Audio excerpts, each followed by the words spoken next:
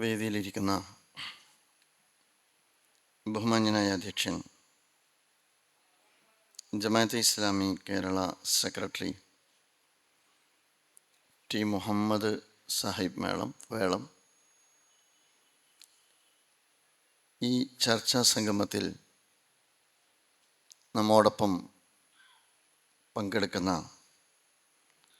ബഹുമാന്യനായ എഴുത്തുകാരൻ, മാധ്യമപ്രവർത്തകൻ MP Surendran sir,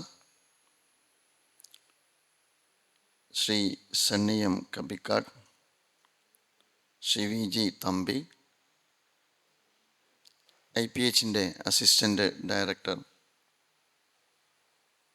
KT Hussain Sahib, GK, വേദിയിലും സദസ്സിലുമുള്ള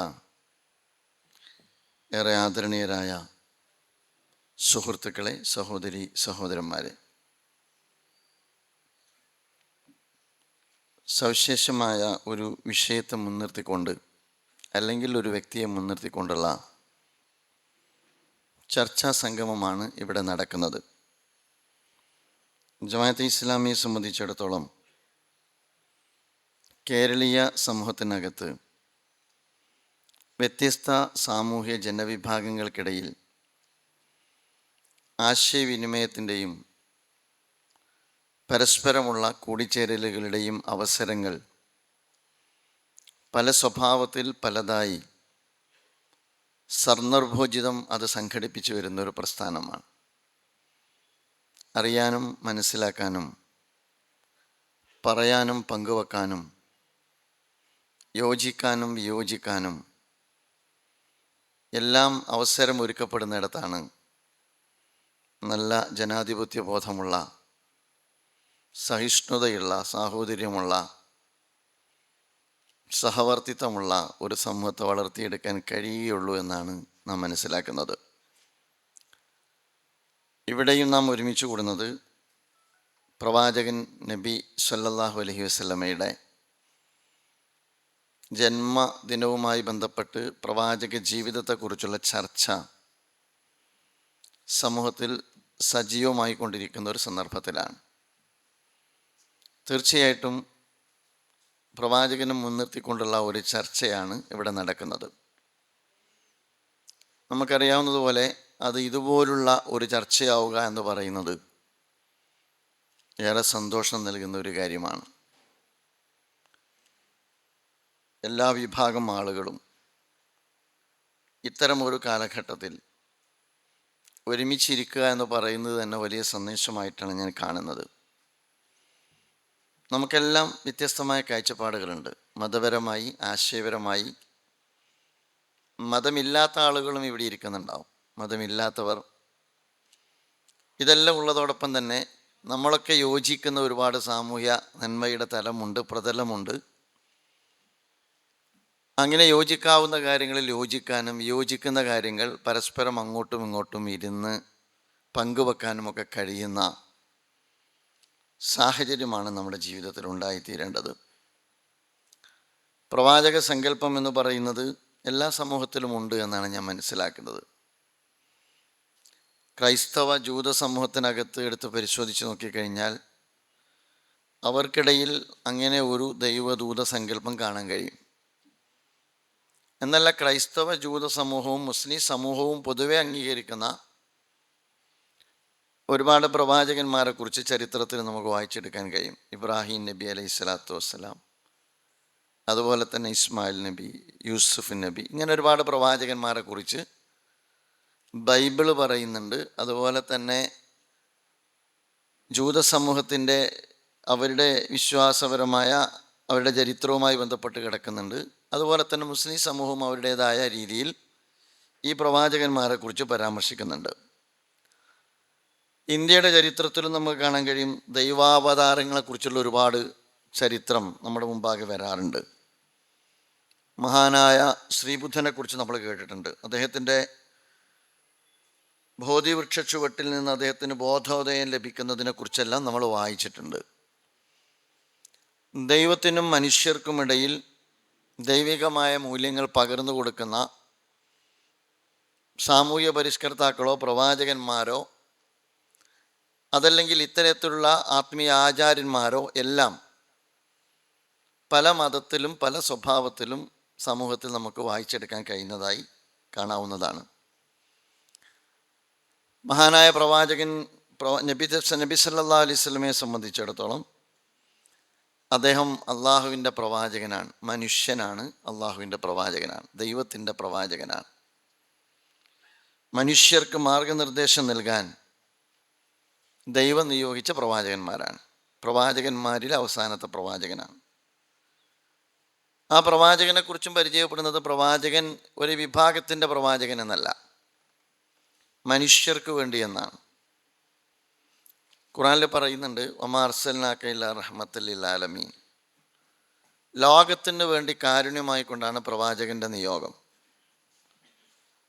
ലോകത്തിന് കാരുണ്യമായിട്ടാണ് പ്രവാചകൻ്റെ നിയോഗം. അതുപോലെ തന്നെ ദൈവത്തെക്കുറിച്ച് പറയുന്നിടത്ത് പറയുന്നുണ്ട് മലിക്കിന്നാസ്, റബ്ബിന്നാസ്, മലിക്കിന്നാസ്, ജനങ്ങളുടെ ദൈവം. അതുപോലെ തന്നെ വിശുദ്ധ വേദഗ്രന്ഥമാകുന്ന ഖുർആനെ കുറിച്ച് പറയുന്നിടത്ത് പറയുന്നുണ്ട് ഹുദൻ ലിന്നാസ്, മനുഷ്യർക്കുള്ള മാർഗദർശനം. മനുഷ്യർ എന്ന് പറയുന്നത് വലിയൊരാശയമാണ്, മനുഷ്യർക്കുള്ള മാർഗദർശനം. ലി തുഹ്രിജന്നാസ് മിനൽ ദുലുമാത്തി ഇലൻ നൂർ. ഞാൻ വേദഗ്രന്ഥത്തിലെ വചനങ്ങളാണ് ഉദ്ധരിക്കുന്നത്. ജനങ്ങളെ ഇരുട്ടിൽ നിന്ന് വെളിച്ചത്തിലേക്ക് നയിക്കാനുള്ള മാർഗനിർദ്ദേശം. അപ്പോൾ ഈ അർത്ഥത്തിൽ ജനങ്ങൾക്ക് വേണ്ടി ദൈവം അവതരിപ്പിച്ചിരിക്കുന്ന വേദഗ്രന്ഥത്തിൻ്റെ വെളിച്ചത്തിൽ ജനങ്ങളെ വെളിച്ചത്തിലേക്ക് നയിക്കാൻ വന്ന, ജനങ്ങൾക്ക് കാരുണ്യമായി ദൈവം നിയോഗിച്ചിരിക്കുന്ന പ്രവാചകനാണ് മുഹമ്മദ് നബി സല്ലല്ലാഹു അലൈഹി വസല്ലം എന്ന് വിശുദ്ധ വേദഗ്രന്ഥമാണെന്ന് ഖുർആൻ പഠിപ്പിക്കുന്നുണ്ട്. പ്രവാചകനെ നാം ചരിത്രത്തിൽ നിന്ന് പരിചയപ്പെടുമ്പോൾ പ്രവാചകൻ പലപ്പോഴും മതത്തെക്കുറിച്ചും അതുപോലെ തന്നെ മതസമൂഹത്തെക്കുറിച്ചും മതാചാര്യന്മാരെക്കുറിച്ചും നമ്മൾ മനസ്സിലാക്കുന്ന ഫ്രെയിമിനപ്പുറം വിശാലമായൊരു ഫ്രെയിമിലാണ് ചരിത്രത്തിൽ പ്രവാചകനെ നമുക്ക് വായിച്ചെടുക്കാൻ കഴിയുക. മതം, ആത്മീയത എന്നൊരു തലത്തിനപ്പുറം, കേവലം ആത്മീയ ആചാര്യൻ എന്നതിനപ്പുറം മുഴു ജീവിതത്തെയും ഏകകമായി കണ്ട് മുഴു ജീവിതത്തിലും മാർഗദർശിയായി വർത്തിച്ച ഒരു പ്രവാചകനെയാണ് ചരിത്രം പരിചയപ്പെടുത്തി തരുന്നത്. ധ്യാന കേന്ദ്രത്തിലും ആരാധനാ കേന്ദ്രത്തിലും തൻ്റെ ആത്മീയമായ വ്യവഹാരങ്ങളുമായി കഴിഞ്ഞുകൂടുന്ന ഒരു പ്രവാചകൻ എന്നതിനേക്കാൾ സമൂഹത്തിലും സാമൂഹ്യ ജീവിതത്തിലും മനുഷ്യപ്പറ്റോടുകൂടി ഇടപെടുന്ന, ജനങ്ങൾക്കിടയിൽ നിറഞ്ഞു നിന്ന പ്രവാചകൻ എന്നതാണ് പ്രവാചകന്മാരെക്കുറിച്ചും പ്രവാചകൻ മുഹമ്മദ് നബി തിരുമേനി സല്ലല്ലാഹു അലൈഹി വസല്ലമയെക്കുറിച്ചും ചരിത്രത്തിൽ നിന്ന് നമുക്ക് വായിച്ചെടുക്കാൻ കഴിയുക. കഴിഞ്ഞൊരു പ്രോഗ്രാമിൽ ഞാൻ പങ്കെടുത്തപ്പോൾ ശ്രീ പി സുരേന്ദ്രൻ പറഞ്ഞു, പ്രവാചകൻ തെരുവിലാണ് എന്ന് അദ്ദേഹം പറഞ്ഞു. മുഹമ്മദ് നബിയെക്കുറിച്ച് അദ്ദേഹം പറഞ്ഞു, പ്രവാചകൻ തെരുവിലാണ്.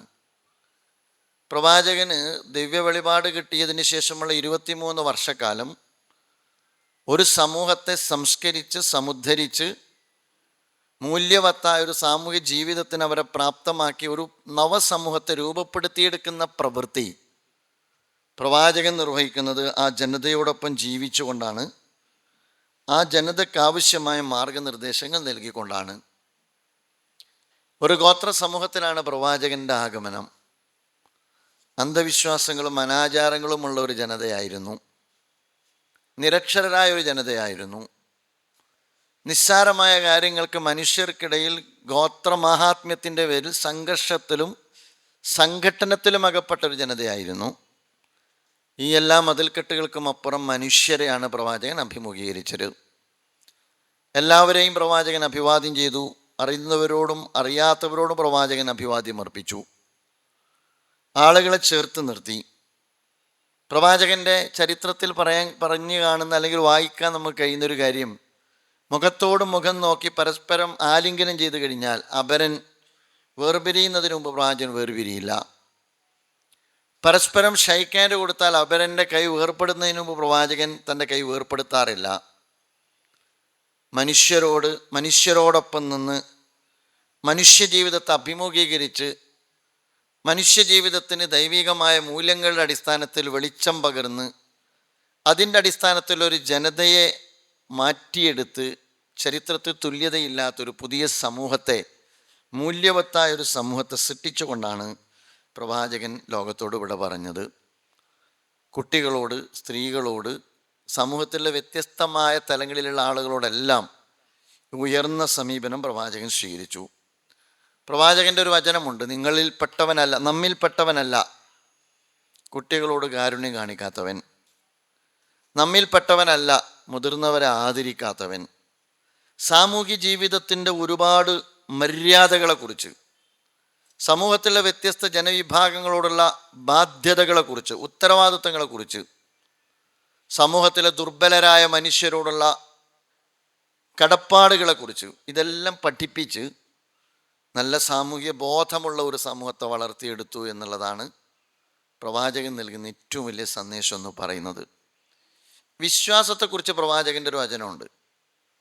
വിശ്വാസത്തിൽ മുസ്ലിങ്ങളെ സംബന്ധിച്ചിടത്തോളം അവരുടെ വിശ്വാസവാക്യം എന്ന് പറയുന്നത് ലാ ഇലാഹ ഇല്ലല്ലാ എന്നുള്ള ഏകദൈവ വിശ്വാസവാക്യമാണ്. പ്രവാചകൻ വിശ്വാസത്തെക്കുറിച്ച് പഠിപ്പിക്കുന്ന ഒരു കാര്യം, വിശ്വാസത്തിൻ്റെ ഏറ്റവും ഉജ്ജ്വലമായ വാക്യം എന്ന് പറയുന്നത് ലാ ഇലാഹ ഇല്ലല്ലയാണ്. എന്നിട്ട് പ്രവാചകൻ പറയുന്നുണ്ട് അത് 70-ൽ പരം ശാഖകളാണ്. എന്നിട്ട് പ്രവാചകൻ പറയുന്നുണ്ട് ആ വിശ്വാസപരമായ സങ്കല്പത്തിൽ അല്ലെങ്കിൽ വിശ്വാസപരമായ കാഴ്ചപ്പാടിൽ ഉൾപ്പെട്ടതാണ് നിങ്ങൾ വഴിയിൽ നിന്ന് ഉപദ്രവം നീക്കുന്നത് എന്ന് പ്രവാചകൻ പഠിപ്പിക്കുകയാണ്.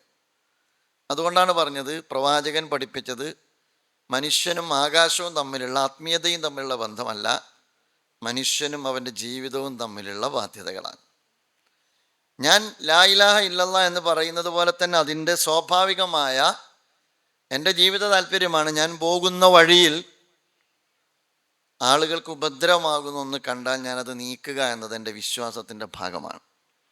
എൻ്റെ നെറ്റിയിൽ നമസ്കാരത്തയമ്പുണ്ടായി, അതുപോലെ തന്നെ എനിക്ക് അത്യാവശ്യം നല്ല താടിയുണ്ടായി, ഇസ്ലാമിൻ്റെ എല്ലാ ചിഹ്നങ്ങളും അടയാളങ്ങളും എന്നിൽ വളരെ സുന്ദരമായ സ്വഭാവത്തിൽ രൂപപ്പെടുത്തിയെടുത്ത് ഈ സാമൂഹ്യ ബാധ്യതയിൽ നിന്ന് ഞാൻ പുറംതിരിഞ്ഞ് നിൽക്കുന്നു എങ്കിൽ എനിക്കെൻ്റെ വിശ്വാസത്തോട് നീതി പുലർത്താൻ കഴിയില്ല എന്നുള്ളതാണ്. അപ്പോൾ ആ ഒരർത്ഥത്തിൽ ആരോടെല്ലാം എനിക്ക് ബാധ്യതയുണ്ട്, എനിക്ക് എന്നോട് ബാധ്യതയുണ്ട്, എൻ്റെ കുടുംബത്തോട് ബാധ്യതയുണ്ട്, എൻ്റെ സമൂഹത്തോട് ബാധ്യതയുണ്ട്, എൻ്റെ ചുറ്റുപാടുകളോട് ബാധ്യതയുണ്ട്, അതുപോലെ തന്നെ എന്നെ സൃഷ്ടിച്ച നാഥനോട് ബാധ്യതയുണ്ട്. മോക്ഷത്തിൻ്റെ വഴി എന്ന് പറയുന്നത് ദൈവവും മനുഷ്യനും തമ്മിലുള്ള ഇടപാടുകളിലൂടെ മാത്രം തീരുന്നതല്ല, ദൈവത്തിൻ്റെ അടിയാറുകളായ മുഴുവൻ മനുഷ്യരോടുമുള്ള ബാധ്യതകൾ പൂർത്തീകരിക്കുന്നതിലൂടെ തീരുന്നതാണ്, അല്ലെങ്കിൽ തീരേണ്ടതാണ്, അല്ലെങ്കിൽ തീർക്കേണ്ടതാണ് എന്ന് പ്രവാചകൻ പഠിപ്പിച്ചു. ഭൂമിയിൽ ജീവിക്കുന്ന മുഴുവൻ മനുഷ്യരും ദൈവത്തിൻ്റെ സൃഷ്ടിചരാചരങ്ങളാണ്. ഏത് നിറമുള്ളവനും, ഏത് ജാതിയിൽപ്പെട്ടവനും, ഏത് വിഭാഗത്തിൽപ്പെട്ടവനും ദൈവത്തിൻ്റെ അടിയാറുകളാണ്. മനുഷ്യർ ദൈവത്തിൻ്റെ സൃഷ്ടികളാണ്. നമ്മുടെ സങ്കല്പം അതാണ്, കാഴ്ചപ്പാട് അതാണ്. അതുകൊണ്ട് ദൈവത്തിൻ്റെ പടച്ചവൻ്റെ പടപ്പുകളോടുള്ള ബാധ്യതകൾ നിർവഹിക്കാതെ പടച്ചവൻ്റെ അടുക്കൽ മോക്ഷം കിട്ടില്ല എന്നതാണ് പ്രവാചകൻ നമ്മെ പഠിപ്പിക്കുന്ന ഏറ്റവും പ്രധാനപ്പെട്ട സമൂഹവുമായി ബന്ധപ്പെട്ട, സാമൂഹ്യ പ്രതിബദ്ധതയുമായി ബന്ധപ്പെട്ട, സാമൂഹ്യ ബോധവുമായി ബന്ധപ്പെട്ട ഉത്തരവാദിത്വം എന്ന് പറയുന്നത്. സ്ത്രീകളെക്കുറിച്ച് പറയുന്നുണ്ട്, ഖിയാറുക്കും ലിനിസാഇഹിം. പലപ്പോഴും പ്രവാചകൻ പറന്നു വീഴുന്ന മണ്ണിലും ഇന്നും നമുക്കെല്ലാവർക്കും അറിയാം, സമൂഹത്തിൽ നിന്ന് പലപ്പോഴും അവകാശങ്ങൾ നിഷേധിക്കപ്പെട്ടുകൊണ്ടിരിക്കുന്ന ഒരു വിഭാഗമാണ് സ്ത്രീകളെന്ന് പറയുന്നത്. അന്നും അങ്ങനെയാണ്. ആ ഘട്ടത്തിലാണ് പ്രവാചകൻ പറയുന്നത്, നിങ്ങൾ ഏറ്റവും നല്ലവൻ സമൂഹത്തോട് എങ്ങനെയെന്നുള്ളതല്ല, തൻ്റെ വീട്ടിൽ തൻ്റെ കൂടെ ജീവിക്കുന്ന തൻ്റെ ജീവിത പങ്കാളിയോട് എങ്ങനെ എന്നതാണ് നിങ്ങളിൽ ഏറ്റവും നല്ലവൻ ആര് എന്ന് സർട്ടിഫിക്കറ്റ് ചെയ്യുന്നിടത്ത് ഏറ്റവും പ്രധാനപ്പെട്ട പ്രഥമ പരിഗണന നൽകുക എന്ന് പ്രവാചകൻ പഠിപ്പിക്കുന്നുണ്ട്. തൻ്റെ ചുറ്റുമുള്ള ആവാസ വ്യവസ്ഥയിൽ, തൻ്റെ ചുറ്റുമുള്ള ജീവജാലങ്ങളോട് പ്രവാചകൻ ഒരിക്കൽ നടന്നു പോകുന്ന ഘട്ടത്തിൽ, പ്രവാചകൻ നടന്നു പോകുന്ന വഴിയിൽ പ്രവാചകന് കാണുന്നത് മെലിഞ്ഞൊട്ടിയ ഒരു ഒട്ടകത്തെയാണ്. അന്ന് അറബ് ലോകത്ത് അവർ യാത്ര ചെയ്യാൻ ഉപയോഗിക്കുന്നത് ഒട്ടകത്തെയാണ്. ഒട്ടകപ്പുറത്താണ് അവർ മരുഭൂമിയിലൂടെ യാത്ര ചെയ്യുക. ഒട്ടകത്തിൻ്റെ പ്രത്യേകത, മരുഭൂമിയിലൂടെ ദീർഘദൂരം യാത്ര ചെയ്യാനുള്ള സ്വഭാവത്തിലാണ് ദൈവം അതിനെ സൃഷ്ടിച്ചിട്ടുള്ളത്. ഓരോ കാലാവസ്ഥയിലും ഓരോ സ്വഭാവത്തിലാണല്ലോ ഓരോന്നിനെയും ദൈവം രൂപപ്പെടുത്തിയിട്ടുള്ളത്.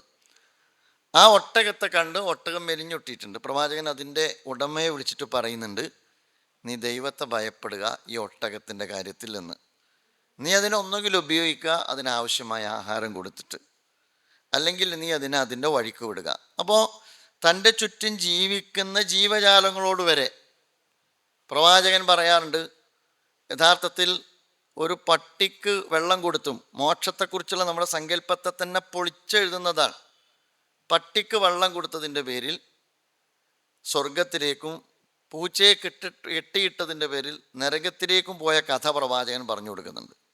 അതിനർത്ഥം എനിക്ക് എൻ്റെ നാഥൻ്റെ മുമ്പിൽ, എന്നെ സൃഷ്ടിച്ച ദൈവത്തിൻ്റെ മുമ്പിൽ ഞാൻ എല്ലാ സന്ദർഭത്തിലും 5 നേരം നമസ്കരിച്ച് അവനോടുള്ള പ്രാർത്ഥന നിർവഹിച്ച് അവൻ്റെ മുമ്പിൽ എല്ലാ സന്ദർഭത്തിലും ഞാൻ കുനിയുന്നതോടുകൂടി തീരുന്നതല്ല.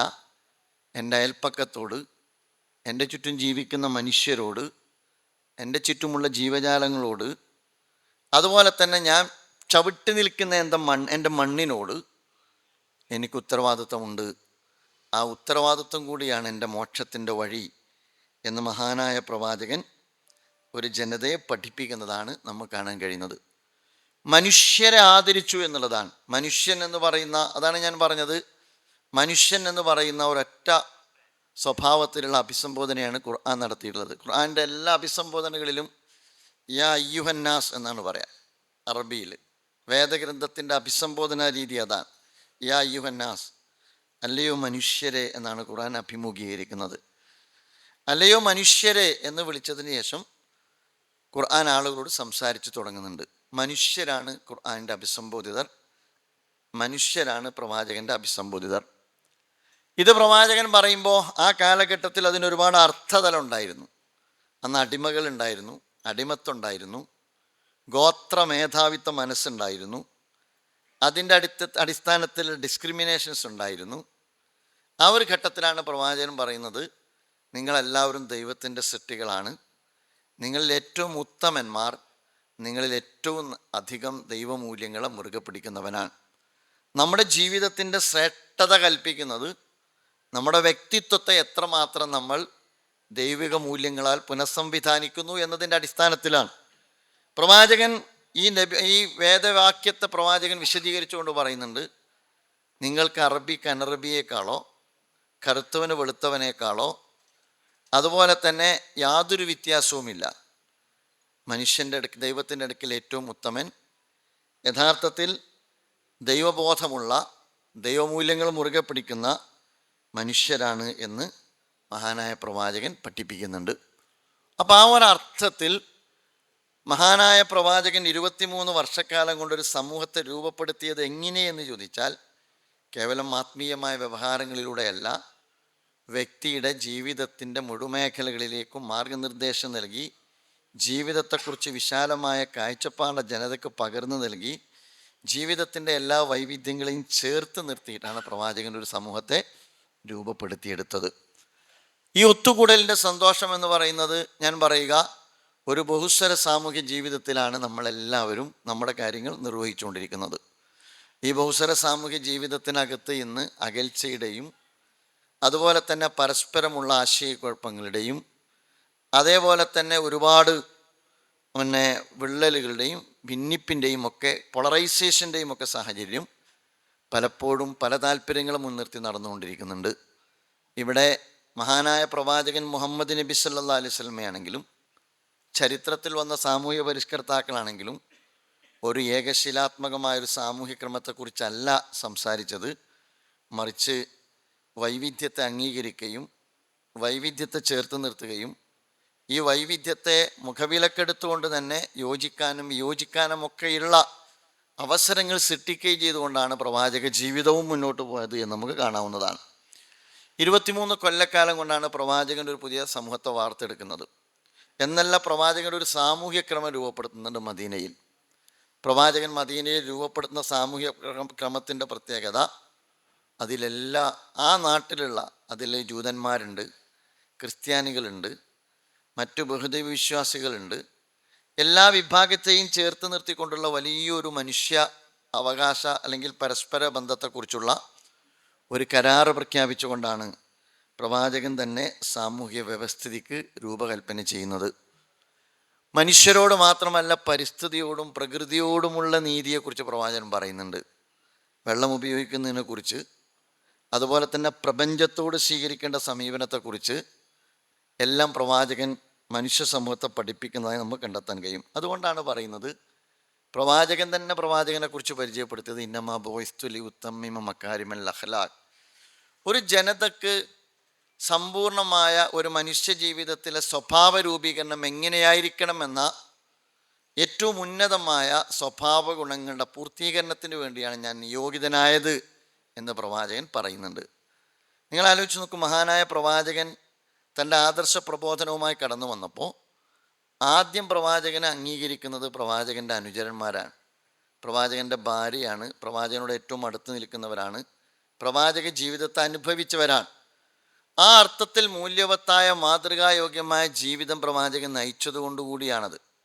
സ്വാഭാവികമായും ചരിത്രത്തിലെ ചരിത്ര പുരുഷന്മാർക്ക് നേരെ വിമർശനങ്ങളുള്ളതുപോലെ തന്നെ പ്രവാചകനെക്കുറിച്ചും ധാരാളം വിമർശനങ്ങളുണ്ട്. വിശേഷിച്ച് നമ്മൾ ജീവിക്കുന്ന ഒരു ഇസ്ലാമോഫോബിക്കായ കാലഘട്ടത്തിൽ, ഹെയ്റ്റ് ക്യാമ്പയിൻ നടന്നുകൊണ്ടിരിക്കുന്ന ഒരു കാലഘട്ടത്തിൽ പ്രവാചക ജീവിതത്തെക്കുറിച്ച് ധാരാളം വിമർശനങ്ങൾ സ്വാഭാവികമായിട്ട് നമ്മളും കാണുന്നുണ്ട്, കേൾക്കുന്നുണ്ട്. ഒരൊറ്റ കാര്യം കൂടി പറഞ്ഞ് ഞാൻ അവസാനിപ്പിക്കും. യഥാർത്ഥത്തിൽ ഒരു മനുഷ്യനെക്കുറിച്ച് അയാളുടെ എല്ലാം രേഖപ്പെടുത്തപ്പെട്ട മനുഷ്യൻ എന്നുള്ളത് നമുക്ക് അത്യപൂർവമായിട്ട് ആളുകളെക്കുറിച്ച് കാണാൻ കഴിയുള്ളൂ. ജനിച്ചത് മുതൽ 63-ാമത്തെ വയസ്സിൽ മരണപ്പെടുന്നത് വരെയുള്ള പ്രവാചകൻ്റെ ജീവിതത്തിൻ്റെ ഓരോ ചലനങ്ങളും രേഖപ്പെടുത്തപ്പെട്ടു എന്നുള്ളതാണ് ആ വ്യക്തിത്വത്തിൻ്റെ പ്രത്യേകത. അദ്ദേഹത്തിൻ്റെ രഹസ്യ ജീവിതവും അദ്ദേഹത്തിൻ്റെ പരസ്യ ജീവിതവും. അതിനാണ് മുസ്ലിങ്ങൾ ഹദീസ് എന്ന് പറയുന്നത്, നബിവചനം എന്ന് പറയുന്നത്. പ്രവാചകൻ്റെ എല്ലാ ജീവിതവും രേഖപ്പെടുത്തപ്പെട്ടതാണ്. അതുകൊണ്ട് തന്നെ ഏത് വിമർശനങ്ങളെയും വളരെ കൃത്യമായ ഇങ്ങനെ ഡോക്യുമെൻ്റ് ഒരാളുടെ ജീവിതത്തെ ഡോക്യുമെൻ്റ് ചെയ്യുക എന്ന് പറയുന്നത് അത്ര എളുപ്പമല്ല എന്ന് നമുക്ക് കാണാവുന്നതാണ്. ബോസ്വേർത്ത് സ്മിത്ത് എന്ന് പറയുന്ന ബ്രിട്ടനിലെ ഒരു പണ്ഡിതനും എഴുത്തുകാരനുമായ ഒരു വ്യക്തി മഹാനായ പ്രവാചകനെ കുറിച്ച് പറഞ്ഞൊരു വാചകം കൂടി പറഞ്ഞ് ഞാൻ അവസാനിപ്പിക്കാം. ഇവിടെ പൂർണ്ണ പകൽ വെളിച്ചമാണ്. പ്രവാചക ജീവിതത്തെ പരാമർശിക്കുന്ന സുദീർഘമായ ഒന്നിൽ അദ്ദേഹം പറയാണ്, ഇവിടെ പൂർണ്ണ പകൽ വെളിച്ചമാണ്, ആ വെളിച്ചമെത്താത്ത ഒരിടവുമില്ല. ഏതൊരു വ്യക്തിത്വത്തിനും ഇരുണ്ട ഗഹ്വരങ്ങൾ ഉണ്ടാകും, സ്വാഭാവികമാണ്. ഏതൊരു വ്യക്തിത്വത്തിനും ഇരുണ്ട ഗഹ്വരങ്ങൾ ഉണ്ടാകും. അങ്ങോട്ടെത്തിപ്പെടുക നമുക്ക് അസാധ്യമായിരിക്കും. മുഹമ്മദിൻ്റെ എക്സ്റ്റേണൽ ഹിസ്റ്ററിയും മുഴുവൻ നമ്മുടെ മുമ്പിലുണ്ട്, അദ്ദേഹത്തിൻ്റെ ഇൻറ്റേർണൽ ഹിസ്റ്ററിയും.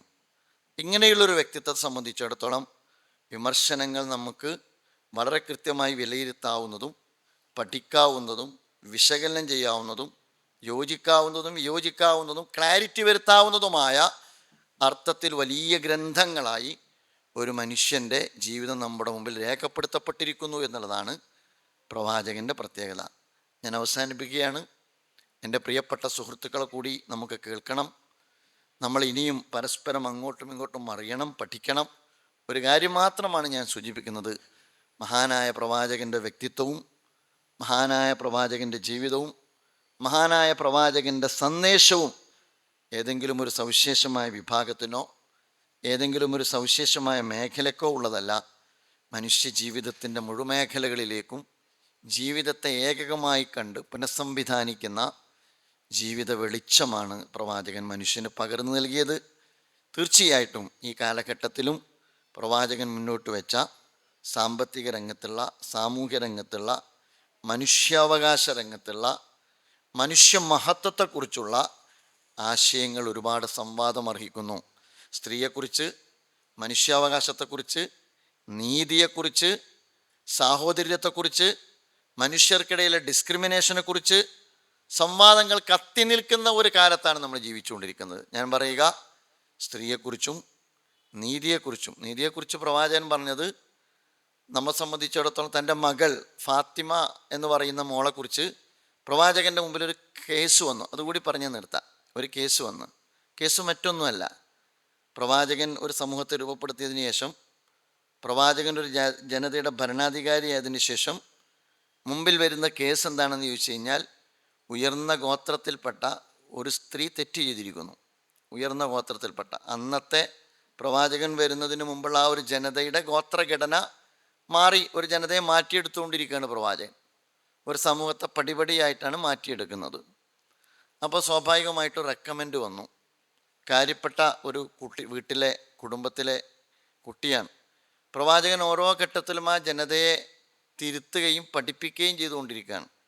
പ്രവാചകൻ അതിന് കൊടുത്ത മറുപടി, പ്രവാചകൻ്റെ കണ്ണ് ചുവന്നു, പ്രവാചകൻ്റെ മുഖം തൊടുത്തു. പ്രവാചകൻ ഒരു തത്വം ആദ്യം പറഞ്ഞു. ചരിത്രത്തിൽ പലപ്പോഴും പല ജനതയെയും നശിപ്പിച്ചത് അവരിലെ ഉന്നതകുല ജാതകർക്ക് ഇളവ് ലഭിക്കുകയും അവരിലെ ഏറ്റവും സാധാരണക്കാരായ ആളുകൾ ശിക്ഷിക്കപ്പെടുകയും ചെയ്യുന്ന സാമൂഹ്യ വിവേചനത്തിൻ്റെ സമീപനമുള്ളത് കൊണ്ടാണ് ഒരുപാട് ജനത നശിച്ചത് എന്ന് പറഞ്ഞിട്ട് പ്രവാചകൻ പറഞ്ഞു, എൻ്റെ പ്രിയപ്പെട്ട മകൾ ഫാത്തിമയാണ് കളവ് നടത്തുന്നത് എങ്കിൽ ഫാത്തിമയുടെ മേൽ ഞാൻ ശിക്ഷ നടപ്പാക്കും എന്ന്.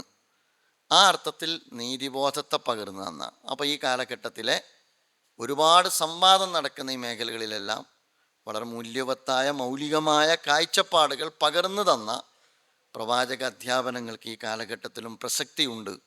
ആ ആശയധാരയിൽ നിന്നുകൊണ്ട് മനുഷ്യാവകാശത്തെക്കുറിച്ച് സംസാരിക്കാൻ, ആ ആശയധാരയിൽ നിന്നുകൊണ്ട് സാമൂഹ്യ വിവേചനത്തിനെതിരെ സംസാരിക്കാൻ, ആ ആശയധാരയിൽ നിന്നുകൊണ്ട് അതുപോലെ തന്നെ സാഹോദര്യത്തെക്കുറിച്ച് സംസാരിക്കാൻ, ആ ആശയധാരയിൽ നിന്നുകൊണ്ട് സ്ത്രീകൾക്ക് വേണ്ടി സംസാരിക്കാൻ, അവരുടെ അവകാശങ്ങൾക്ക് വേണ്ടി സംസാരിക്കാൻ കഴിയുന്നു എന്നുള്ളതാണ് ഈ സമകാലിക കാലഘട്ടത്തിലും പ്രവാചക ദർശനത്തിൻ്റെ പ്രസക്തി.